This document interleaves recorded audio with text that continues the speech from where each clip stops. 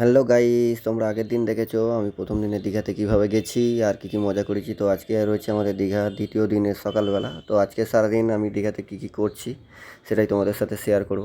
তো সকালবেলায় ঘুম থেকে উঠে বেরিয়ে পড়েছিলাম একটু বাজারের দিকে। আর এই যে ছাতাটা আমার সাথে দেখছো, এই ছাতাটার সাথে আজকেই 3টে মাস শেষ সম্পর্ক ছিল, কারণ এই ছাতাটা আমি হারিয়ে ফেলেছিলাম। তো কীভাবে হারিয়েছি সেটাও তোমাদেরকে বলবো। তো আমরা সোজা চলে যাবো এখন বাজারের দিকে। আর সকাল থেকেই বৃষ্টি দীঘাতে শুরু হয়ে গেছে। আমরা যথারীতি এসে গেছি বাজারে। সেখানে কিছু মাছ আমরা নিয়ে নেব। তো যেহেতু দীঘা এসেছি, সামুদ্রিক মাছ খাবো না সেটা তো হতেই পারে না। তো অনেক রকমেরই মাছ ছিল, তারই মধ্যে আমরা কিছু সামুদ্রিক মাছ নিয়ে নিয়েছিলাম আজকের মেনুতে। দীঘা আসবো, সামুদ্রিক মাছ খাবো না এটা তো হতেই পারে না। তো অনেক রকমের সামুদ্রিক মাছ ছিল, তারই মধ্যে কিছু নিয়ে নিয়েছিলাম। আর তারই সাথে নিয়েছিলাম এখানে বড় সাইজের চিংড়ি মাছ। আর এখানে দোকান থেকে কিছু টিফিন আমরা নিয়ে নিলাম। তারপরেই আমরা চলে গেছিলাম রুমে। রান্না বান্না সেরে কিন্তু আমরা বেরিয়ে পড়েছিলাম আজকে উদয়পুরের উদ্দেশ্যে। তো আমরা যথারীতি একটা গাড়ি বুক করে নিয়েছিলাম, আর সেই গাড়ির মধ্যেই সবাই মিলে চলে গেছিলাম সোজা উদয়পুর। তো চলো উদয়পুরে গিয়ে কী মজা করছি সেটাও তোমাদেরকে দেখাবো।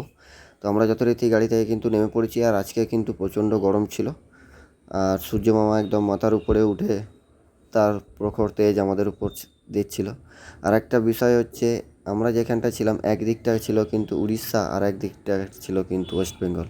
তো তারই মধ্যে উদয়পুরে সব রকমের ব্যবস্থা ছিল। এখানে বসার ব্যবস্থা রয়েছে, এখানে ছিল উট ছিল, বোটিং ছিল, সব মিলিয়ে কিন্তু হেভি পরিবেশ ছিল। তো সেখান থেকে আমরা স্নান ফান সেরে চলে এলাম সোজা রুমে। আজকের আমাদের মেনু ছিল দেখে নাও, চিংড়ি মাছ, সামুদ্রিক মাছ, ডাল, ভাত, আলু সিদ্ধ। তো এই মিলিয়ে আমাদের কিন্তু দুপুরের লাঞ্চটা জমজমাটি ছিল। তারপরেই আমরা কিন্তু বেরিয়ে পড়েছিলাম বিকেল বিকেল। সোজা চলে যাব আমরা তখন ঢেউসাগর পার্কে। আর আমরা যখন গেলাম প্রায় সন্ধে হয় অবস্থা। এই হচ্ছে আমাদের ঢেউসাগর। তো পার্কের মধ্যে আমরা অনেক মজাও করেছিলাম। আমরা কিন্তু সকলে মিলে গিয়েছিলাম একসাথে, কিন্তু ভিতরের মজাটা কিন্তু যে যার মতো করে করেছি, কেউ কারোর সাথে ছিলাম না, সবাই যে যার আলাদা হয়ে গেছিলাম। আর এই হচ্ছে ভাইরাল আইসক্রিম স্টল। আর ঢেউসাগরে কিন্তু এইখানেও বোটিংয়ের ব্যবস্থা রয়েছে। আর ঢেউসাগরের ভিতরের পার্কের লাইটিং জাস্ট অসাধারণ ছিল। আর সেখান থেকে সমুদ্রের ভিউটা অপূর্ব ছিল, দেখার মতো। আর সবথেকে চমকপ্রদ বিষয় হচ্ছে এই জাহাজটা। তো সেইখানে কিছুক্ষণ সময় কাটিয়ে আমরা চলে এলাম সমুদ্রের পাড় ধরে, সমুদ্রের হাওয়া খেতে খেতে আমাদের রুমে।